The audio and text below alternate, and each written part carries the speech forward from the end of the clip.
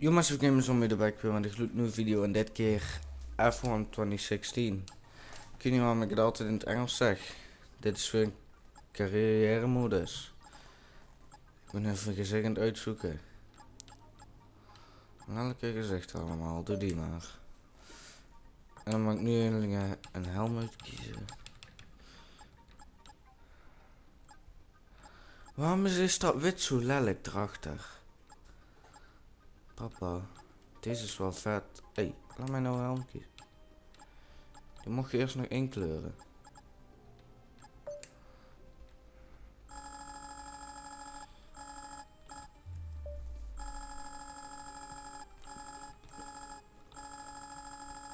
Wacht.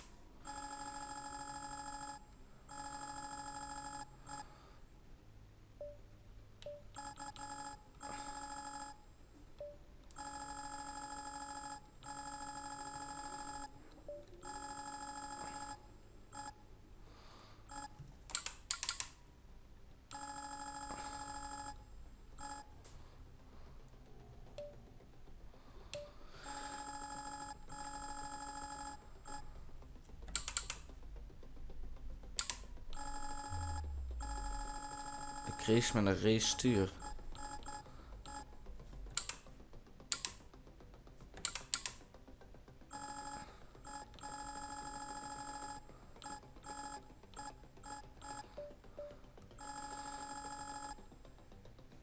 Het is echt de meest lelijke helm ooit, die hoef ik niet.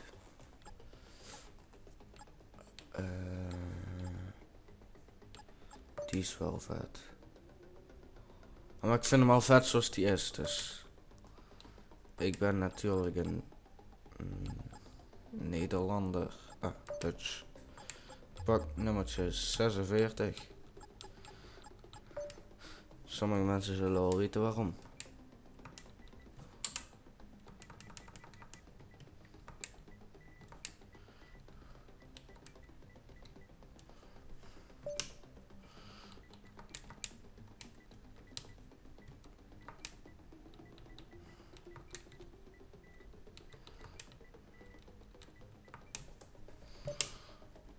Zo.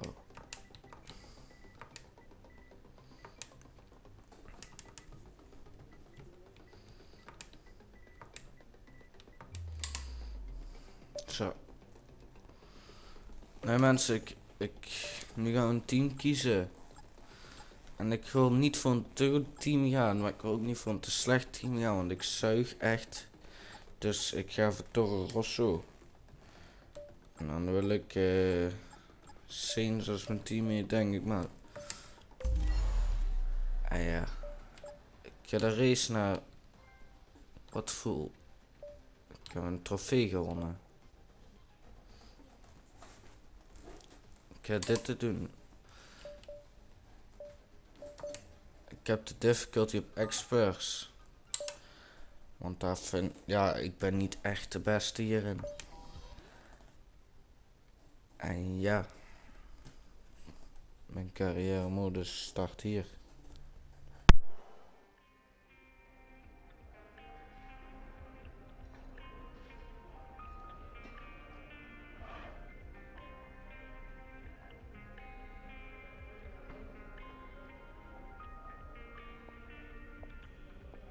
Hi, I'm Emma Jenkins. I'm a specialist in contract law and I've been brought in to work as your agent. I'll be working to get you the best deal in the boardroom, which means you need to do the best possible job out there on the circuit. When you get new contract offers, either from new teams or an amendment to your existing offer, it'll come through me. I'll also keep you up to date on discussions behind the scenes to change your terms or any specific goals that the team has set for you. If a contract offer does come through, I'll present to you the available offers and then you can make the call. I assume that all sounds fine. Well then, good luck this season and I'll catch you later. Ja, dankjewel. Maar wat ik ga doen is, ik ga niet de races de practice laten zien. Ik laat mijn snelste lap van de kwalificatie zien. En de race. De practice, dat laat ik niet zien. Want ja, ik weet niet wat er aan is. Maar ja, dan zie ik jullie in ieder geval bij de race. Hi. Good to meet you at last. My name's Chris, and I'll be working with you as your Chief of Vehicle Development.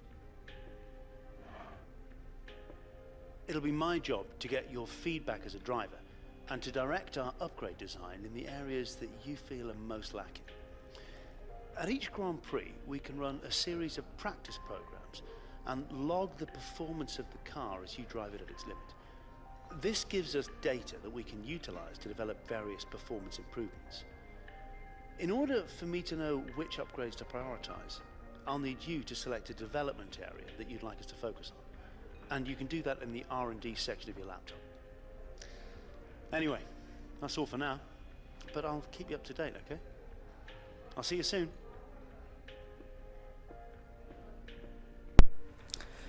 Dat was dat.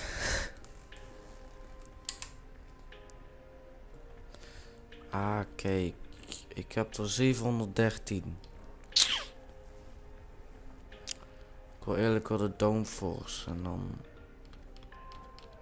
Ja, downforce ga ik doen.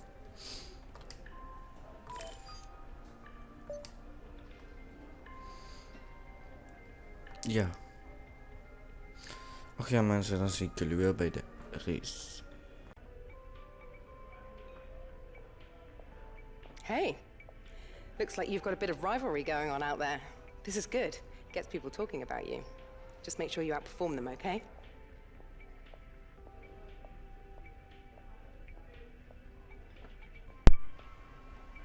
Oké. Zijn. Mijn teammate is mijn rivaal. Die zit daar, recht voor me, met zijn pad op.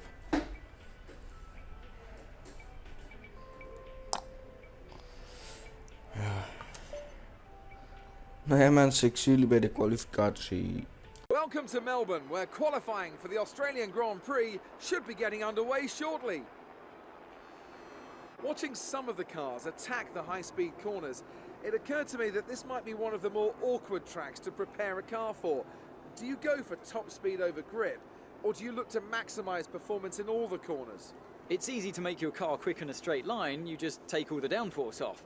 But when it comes to a track like this, you really need a bit more of a compromise. The main focus here is carrying speed through the fast-flowing corners, but you still don't want to be a sitting duck on the straight.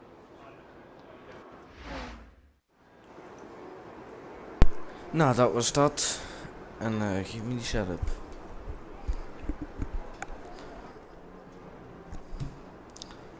Ja, ik vind het goed, jong.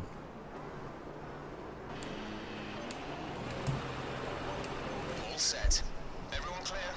Car to track. En daar gaan we dan voor de kwalificatie.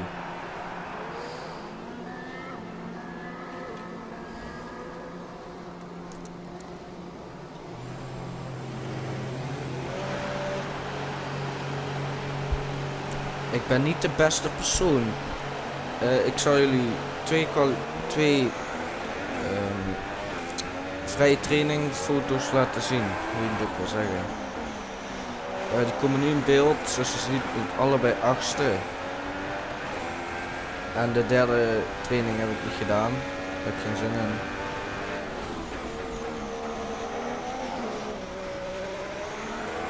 En daar gaan we dan in lap 1 van de kwalificatie.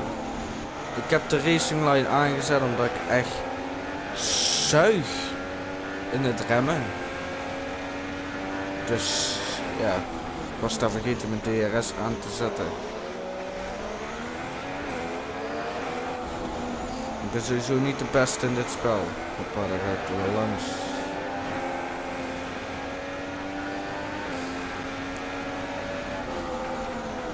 En ze verwachten dat ik 9e of hoger finish of kwalificeer. Maar ik ben benieuwd.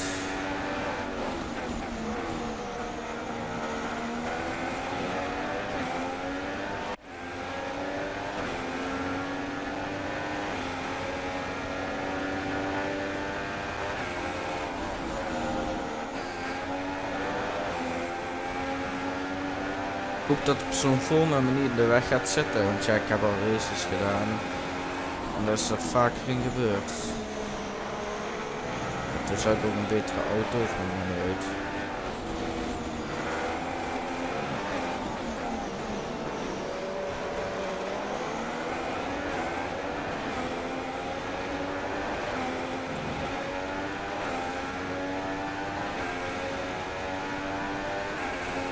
Hoppa, dankjewel voor de slipstream. Goodbye for now then, but we're really just getting started. Make sure to join us again for Lights Out tomorrow. Nou, zoals je kan zien, ik ben niet heel goed gekwalificeerd. Ik heb een 15e tijd neergezet. Man, wat gaan die snel. 27 seconden. Nou ja mensen, dan zie ik jullie in ieder geval bij de race. They say that even a second is an eternity in Formula One, so going 4 winter months with no racing at all has seemed a very long time indeed. We're back though in Melbourne, home of the Australian Grand Prix since 1996. We go racing today then in the state of Victoria, where the drivers have 16 corners and 3.3 miles to navigate at an average lap speed of around 120 miles an hour. The close proximity of the barriers makes accidents inevitable, and recent history shows us that a safety car is not at all out of the question. I'm joined today in the commentary box, as I will be throughout this season, by a great racing driver, a former F1 competitor, man who was world champion once upon a time as well, and an all-round top chap. It's the one and only Anthony Davidson. And tell me, here we are, first Grand Prix of the season, the first time racing these cars. So what are the big questions that need to be answered here, in your view? First of all, Crofty, and thanks for the glowing introduction. I just want to say it's a real privilege to be here, and I can't wait to see what this competitive field has in store for us this season. Now, to answer your question, obviously there's the question of performance in race trim, but really this is going to be all about reliability. It's the first Grand Prix of the season, don't forget. You're pushing all your new components to their limits. Formula One cars are full of very sophisticated but also very sensitive technology. So the most important thing today is to get to the end of the race, keep everything in good condition and try to stay out of trouble while you're at it. Keep your eyes open on the run to turn 1 and keep it clean. We want to come out in one piece. Good luck. So before the off, let's remind ourselves of yesterday's qualifying session with a look at the starting grid. An immense lap from Lewis Hamilton yesterday puts him on pole position, and Nico Rosberg completes the front row. Looking down the rest of the grid, we have Ricciardo, Vettel, Kimi Raikkonen and Verstappen, Bottas, Massa, Alonso and Roman Grosjean. Sainz, Hülkenberg, Jenson Button and Perez, a Toro Rosso, Gutierrez, Jolyon Palmer and Kevin Magnussen, Ericsson and Nasser, Pascal Wehrlein and Rio Haryanto completes the grid. Now it's almost time to lights out, so let's go down to the track.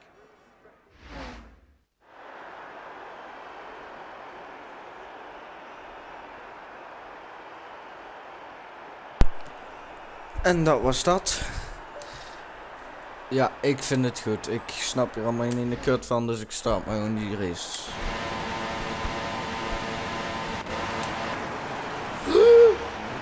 Okay, go through all the gears if you can. We need to make sure the engagement is okay before the start. We're going to want to put some temperature into the tyres and brakes. We need to keep the engine cool though, so don't go too high with the revs. Dan gaan we dan in de warming-up lap.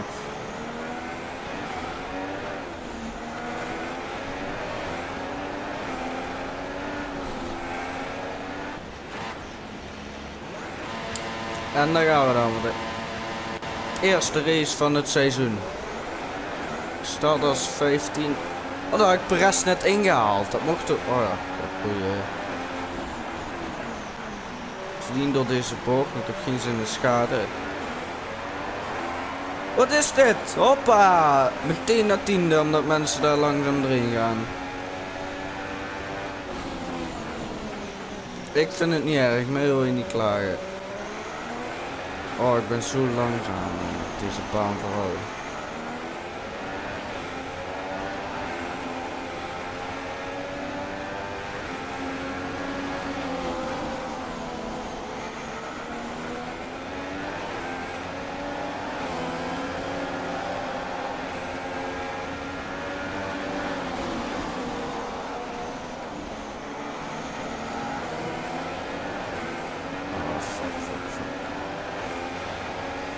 Kom op.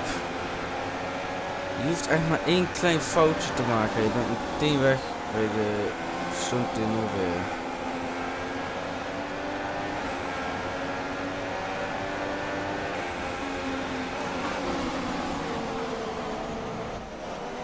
Sorry. Ik had contact met mijn teammate.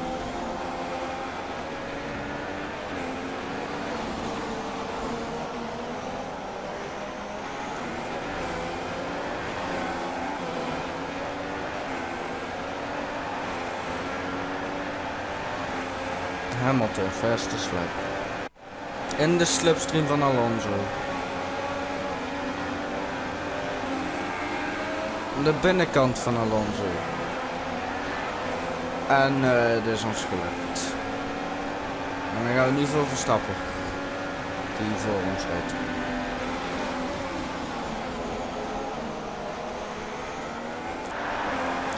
In de slipstream bij Verstappen.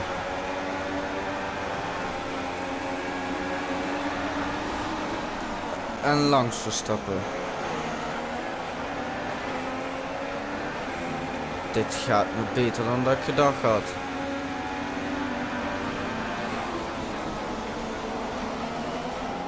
Oh.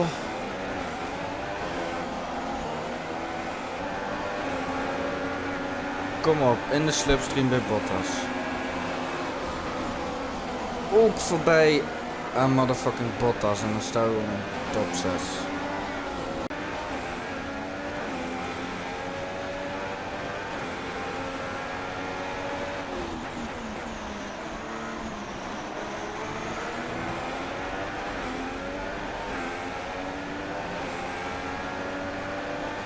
Hou weer de binnenkant, gewoon de binnenkant bouwen. You need to pit in this lap. Oh, Verstappen en Massa maakten contact. Doordat Alonso die contact maakte. Ik verdedig hier de binnenkant. En Verstappen en Alonso doen daar touch. Het is niet zo heel heftig. En dan gaan we dan in de pits. En de rest volgt mij allemaal. Behalve mijn teammate. Dat is logisch, want die kan niet pitsen, want ze staan er al voor mij. Kom op, doe een beetje een redelijk snelle pits alsjeblieft.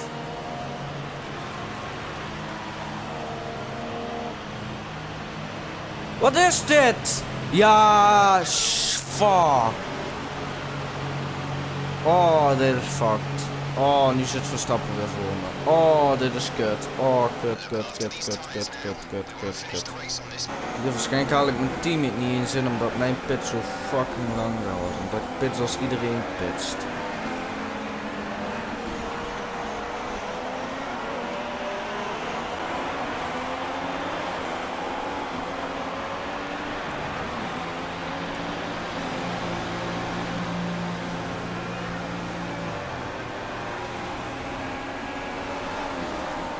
Dat bedoel ik, hier, daar is die car. Conditions to remain dry for a while.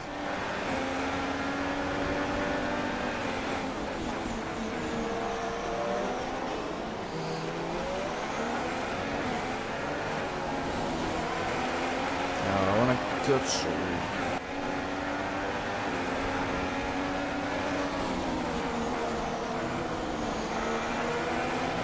Ik heb hem ingehaald, maar echt op een scheve manier, maar dat maakt me echt niks uit. En dan gaan we dan in de slipstream bij Perez. En we hebben Perez ingehaald.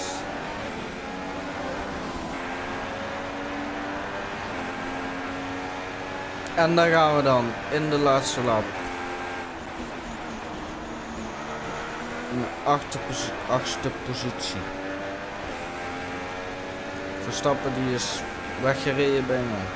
Maakt het niet uit, want achtste voor een Toro Rosso vind ik nog redelijk goed. En ik ben niet de beste op deze baan, dus.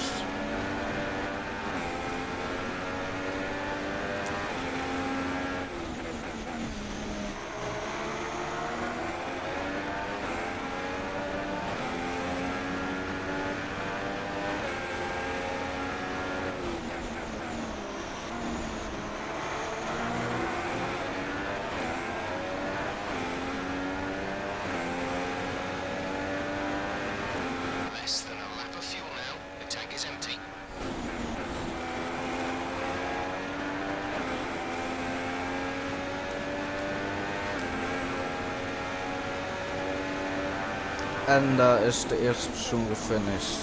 Nico Rosberg.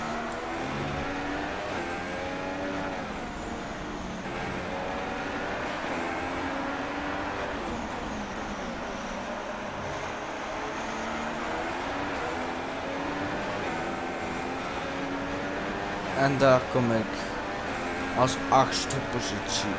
Ik vind het niet slecht. Good job, you did really well. Ja, Super good driving. job. Super driving.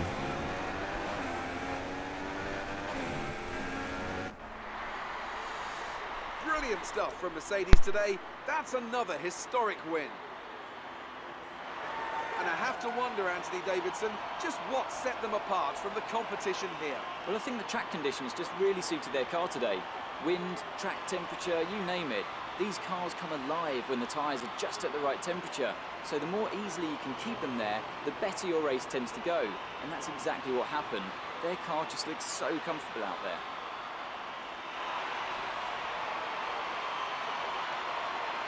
So as I say that, we can see the drivers coming out now to collect their trophies. It's yet more silverware to take back to their base in Brackley after another excellent Grand Prix.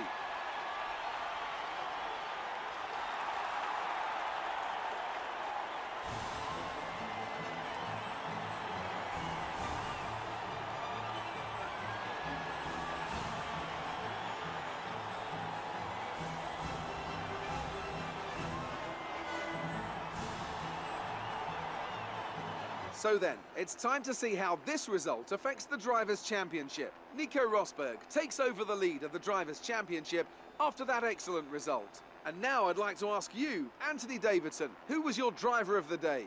I think I'll have to give it to the Toro Rosso driver. They fought so hard and had incredible pace at times, so I don't think anyone else did a better job today. And here's how things are shaping up in the Constructors' Championship. Mercedes moved to the top of the table. That's Hij it vindt for mij today's gewoon de Grand Prix. toprijder van de Anthony, dag. it's goodbye and De see you Toro again Rosso. next time. Ik ben de rijder van de dag. Oeh. Yeah. Ik ben gewoon de rijder van de fucking dag. Fucking cool.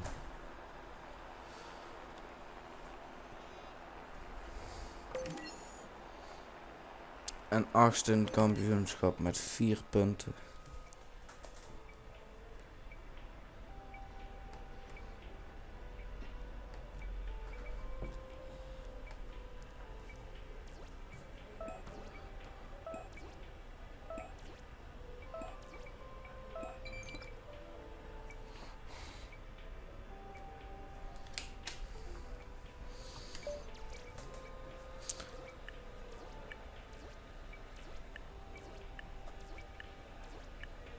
Boom. Leading rivalry. Vind ik goed. Bam. En bam. Nou, prachtig toch. Career scores. Toppie jongen. Ja.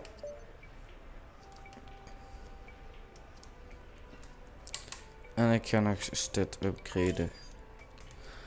Nou, wat goed.